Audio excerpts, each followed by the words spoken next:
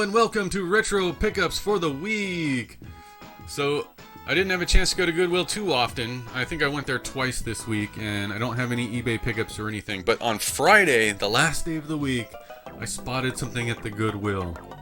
And it was a lot of money for a Goodwill pickup. It was $30. And I wasn't sure if I wanted this. And I was looking at it, and I was thinking, man, I've never had this before. I don't know if I've ever even seen one in person. But yeah, I ended up picking it up. I asked in my Discord what everyone else thought, and they said I should pick it up, so I grabbed it. Anyway, here it is from the Goodwill.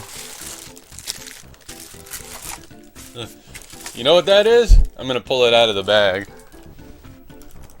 Can you see that? It's Atari 7800. So I don't know that much about an Atari 7800. I've never owned one before.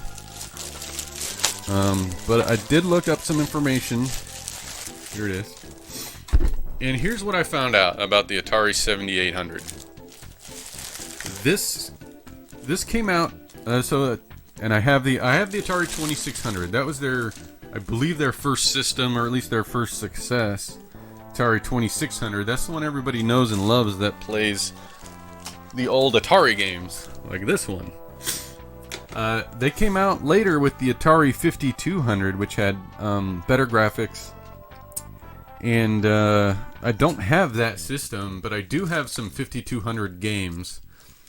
And then later on, they started developing the 7800, which is the 5200 and the 2600 combined.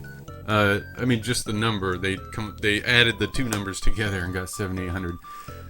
Yes, Wesley Wolf. Interesting fact, and I did not know this. Because I bought this saying, I don't have any games for it. I'm never gonna play it. But it turns out it is backwards compatible with the 2600 carts. So I could play my 2600 games in this. It's got this interesting controller. So, looks like it's got a rotary built in, so you could play things like Pong. And it's a joystick, and it's got two buttons, one on each side. So yeah, we're doubling the amount of buttons from the Atari. But I really like, if I'm correct, if that's a rotary dial and it's not just a loose joystick, that would be very cool for games like Tennis for Two or Pong, or there's a game called Circus that I used to like to play that would use that too. I like how it has the humongous logo on the controller. That's quite cool. Yeah, interesting controllers. So a little bit of history is the system was going to come out in 1984. They did release it for a limited run in California in 1983.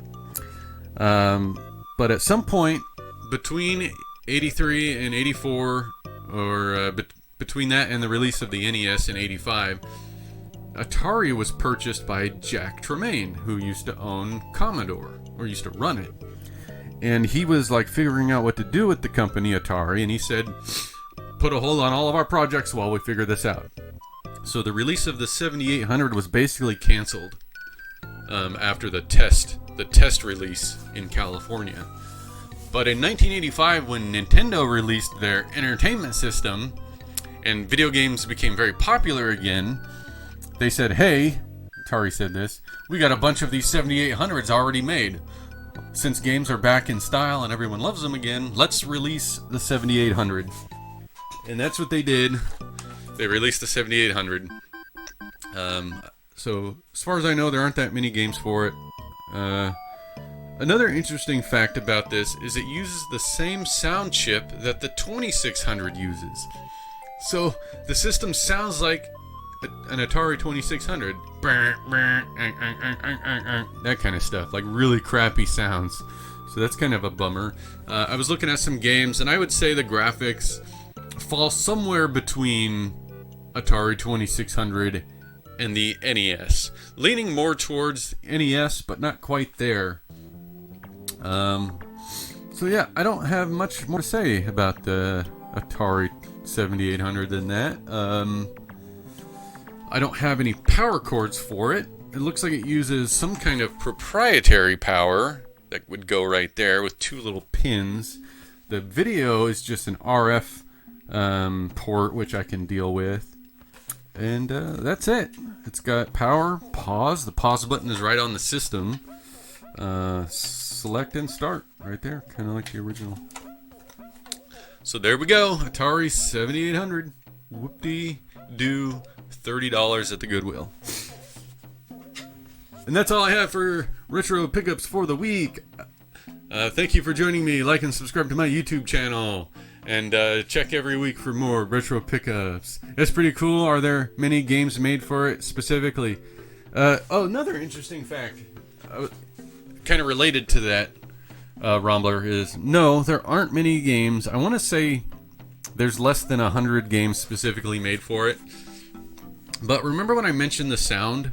There were a couple of games, I can't remember which ones they were, but there were 2 games released for the 7800 that have their own sound chips in the cartridge in order to improve the sound capabilities.